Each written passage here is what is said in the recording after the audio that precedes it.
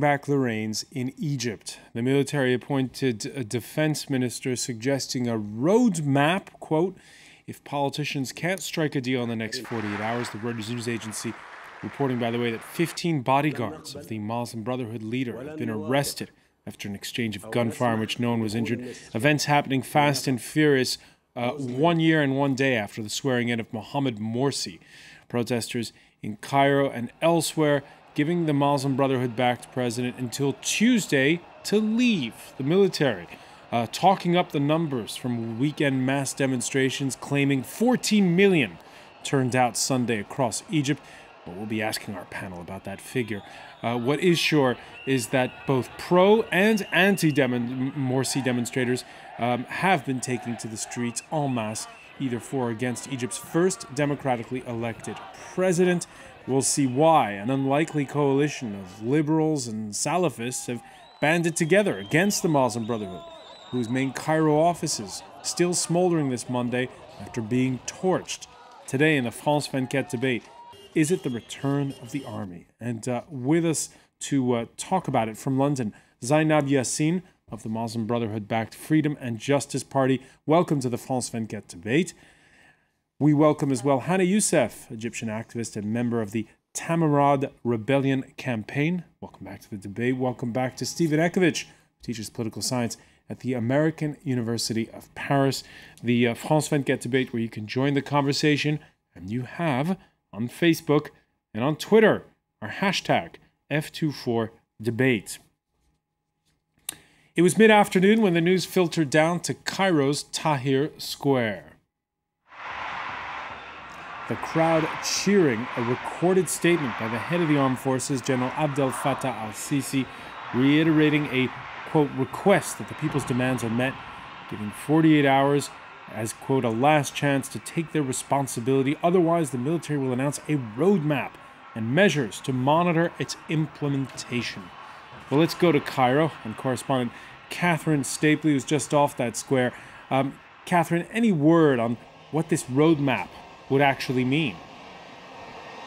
Well, no. I mean, they've just said that they have this roadmap for the future and they're going to implement it. But they said that everyone will be included, including groups that have been excluded before, like the young people. Now, the Tamarod, the Rebellion Campaign, have also put forward a roadmap, and it could be something very similar to that. Now, under Egypt's constitution, if Mohamed Morsi does go, then it's the head of the Supreme Constitutional Court who would take over as president, along with a number of politicians and a member of the armed forces. Now, they would then be tasked with writing, they would organize the writing of a new constitution. And depending on what kind of constitution they decide on, do they want a parliamentary republic, a presidential republic? Then they would decide whether to have presidential or parliamentary elections first after that. But of course that scenario really does depend on President Mohamed Morsi stepping down voluntarily. Now there's another drastic scenario that could happen, is that the army could decide to unseat him, arrest him if he doesn't agree to go, or if there's no compromise reached within the next 48 hours. But I think what has been astonishing to me here in Tahrir Square, having covered Egypt for such a long time now, that I used to stand here and hear the chants against the army, and the people here really believe that the army are on their side now. They're out here protesting against Mohamed Morsi. We've had army helicopters flying past this afternoon with the Egyptian flags hanging from them, and the people here are chanting, you know, the people and the army are one hand. They really do think that the army will enforce President Morsi to go, and that they will, and that their demands will be met. Kathryn, this announcement coming mid-afternoon, it seems, looking behind you there, that the square is chock-a-block. Has it galvanized the opposition to the Muslim Brotherhood? Yes, indeed, and I think people here really believe that perhaps we are seeing, you know, a coup. We're pretty much having a coup here, and it doesn't mean for them that the army will take over. I don't think the army want to do that. They don't want to come back into power. They had their fingers burnt in that transition year. But now the army, are back in favour with the people here. And it's clear that the army does not back Mohamed Morsi. If we think back to January 2011, when Hosni Mubarak, the demonstrations against him, everyone was sure that the army would back him and keep him in power. Now, they didn't do that. And Mubarak was a military man. They stood back and let him be ousted. And the people here are convinced that is what's going to happen this time. And also today, Mohamed Morsi is shedding, hemorrhaging even, political support. We've had 10 of his ministers resign today. And the Muslim Brotherhood here are really fighting for their survival. Their infrastructure across the country is being attacked. Their headquarters are being burned down. We saw their main headquarters here in Cairo, in the Muqattam area, under siege. So really, the people here are convinced that they can get rid of this regime. I don't know. Are we seeing a coup? We could very well be seeing one here. All right, Kathryn STAPLEY, who will continue, obviously, to follow that story for France 24. Thanks for joining us live from Tahrir Square. Where to begin? Let me start with you, Hanna YOUSEF, and please try to take a step back for those of us who are not Egyptian and who don't follow this closely. We have a tweet here from Baba Femo saying, what are they doing in Egypt now? A re-revolution? Why are they after Morsi again? Didn't they vote him in? You just heard our correspondent Kathryn STAPLEY talking about the burning down of the offices of the ruling party. This doesn't sound very democratic. I think it's important to note, if we look back in the history or the past year, in the elections last year, there was a standoff, the final round between Shafi'i, who was an army man, and Morsi, who was a Muslim Brotherhood man.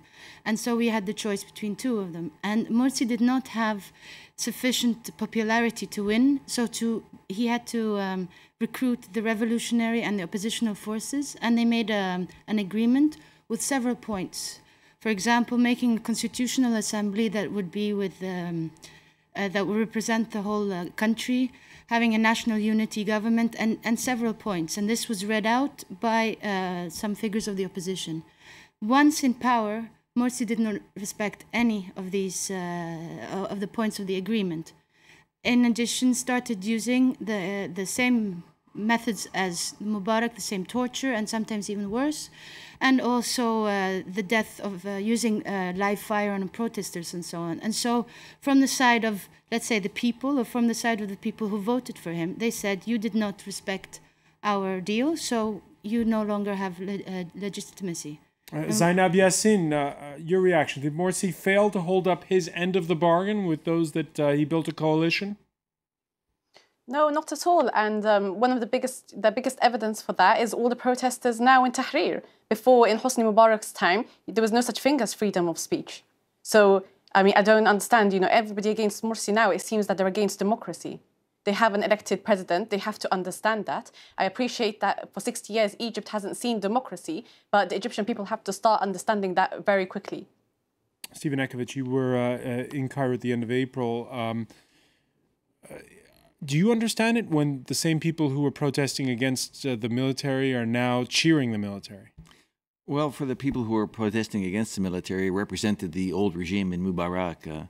The people I saw on the campus at the Cairo University, where I think were the same kind of people we're seeing in Tahrir Square, they felt they didn't have a choice in that election. It was either somebody from the Muslim Brotherhood or somebody from the old guard.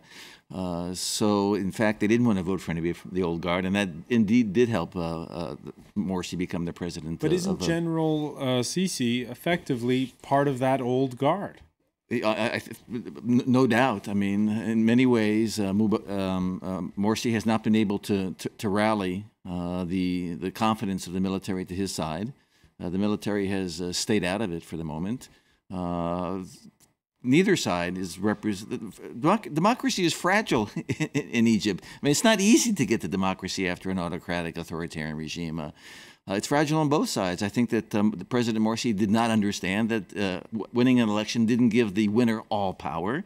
In a democracy, you have to bring the opposition to your side, or at least parts of the opposition to your side. You have to make compromises. I think we've seen a president, the Egyptian president, who didn't understand that it was important to make compromises in order to have a democratic transition. On the other hand, the opposition in Egypt is very fragmented. It's not well organized. The only organization that the opposition has is the army. It's a well-organized force. So it's not surprising that today they're making an appeal to the army, because this opposition that we see, all these people in the square, represent a lot of different political tendencies.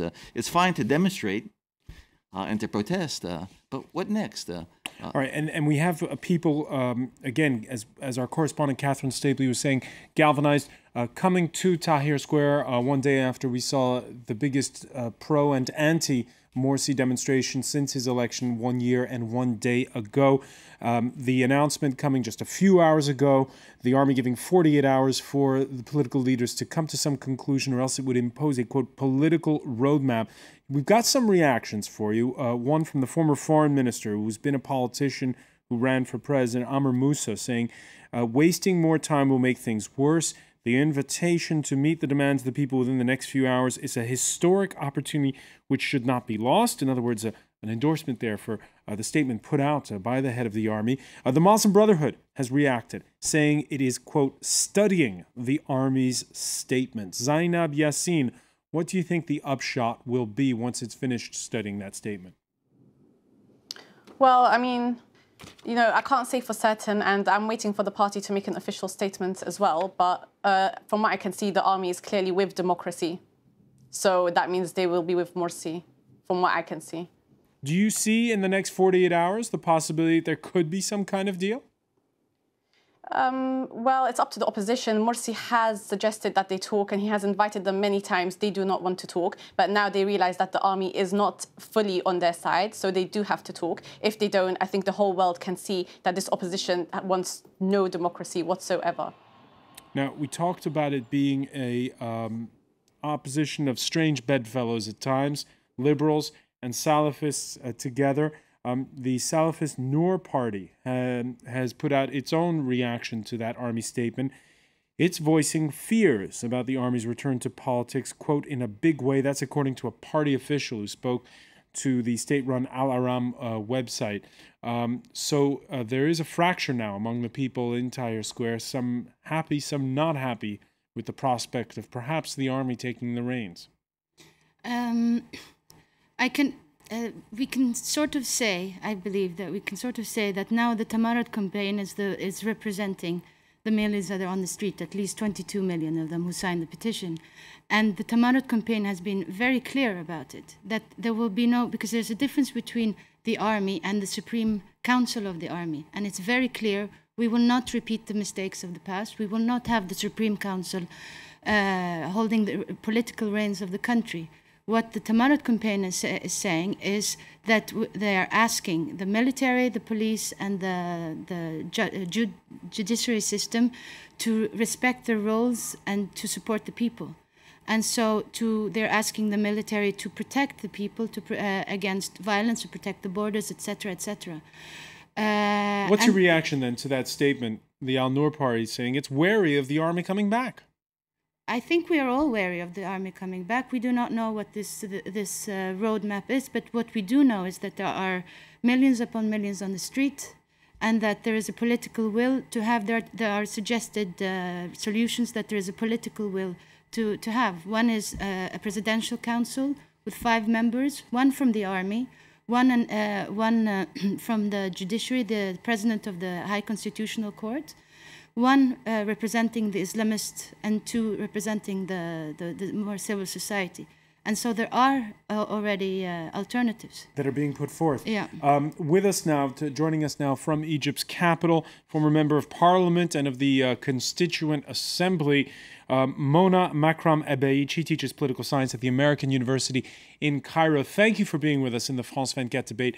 And I'm going to begin by putting a question to you that we put to the rest of the panel at the outset of this show. Are you the prospect of the military coming back, doesn't that fly against the grain of the fact that Mohamed Morsi was the democratically elected president of Egypt? Mohamed Morsi was mandated by the people. Does not exactly mean that he, that democracy prevailed, but he got the mandate. You have to fulfill a mandate when you are mandated. The second thing is, I don't think at all that the armed forces, they're very reluctant to come back on the scene. I was myself advisor to the SCAF for a whole year until they left. And I know exactly that they would not like to have anything to do with politics. They have a bad experience. People have vilified them quite enough. It's true that now they're calling for them. And in fact, I was in a group of eminent thinkers and people, personalities yesterday, and we are the ones who drafted a petition to the army that they should stand by what they promised. They said 8 days is what you have to get a consensus or a national reconciliation or some kind to mitigate the fury and the anger that is there. Nothing has happened. So we are asking them to be true to their words and to restore order, to design a new presidential council, to ask for a redrafting of the constitution, and many of the demands of the opposition and the people and the youth. Stephen EKOVICH, let me just turn to Stephen EKOVICH on this point. Again, the idea that there was this election 1 year ago, and you just heard there the draft being put forth. Hanna was describing it, so was MAKRAM EBEID. There's this plan to go ahead, but this isn't what was. The Muslim Brotherhood has won every election, and they've been declared open and competitive. The opposition has frequently, alas, boycotted elections they thought they would not win. On the other hand, all of these people, 22 million people, you say, signed the petition, 13 or 14 million in the street. That's also a failure of presidential leadership. On the other hand, that is a failure of recognizing how to use democratic institutions to bring Egyptians together. 14 million, by the way, is a figure put forth by the military. Let's say it's 10 million, but that's as many votes as Morsi got in the election. So that does, however you put it, this demonstration represents a failure on the part of the president.